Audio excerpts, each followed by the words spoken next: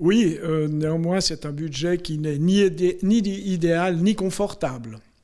Alors, si on reprend ces chiffres, les charges se montent à 215,3 millions, les revenus à 206,7 millions et il reste 12,1 millions pour la marge d'autofinancement. Ce sont là les principaux chiffres de ce budget 2020.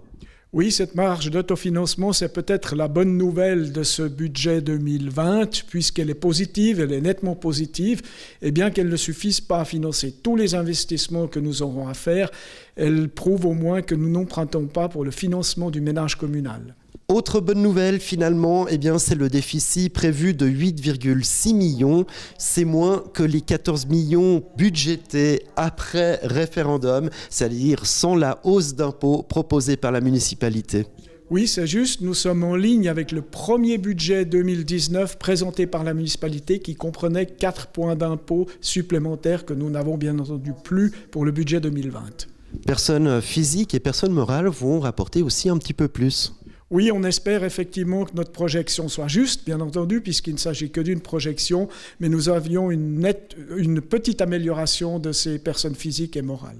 Mais pour arriver à ces chiffres, il va quand même falloir poursuivre l'effort municipal, notamment à travers tout un train de mesures et aussi sur les subventions ponctuelles accordées aux sociétés et associations.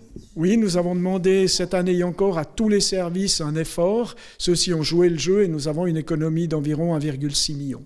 Il va bientôt y avoir une révision des charges péréquatives. Qu'avez-vous à nous dire là-dessus ? Alors ce qu'on espère, et c'est ce que notre syndic défend dans l'Union des villes suisses, c'est effectivement de pouvoir tenir compte de certains paramètres des villes-centres.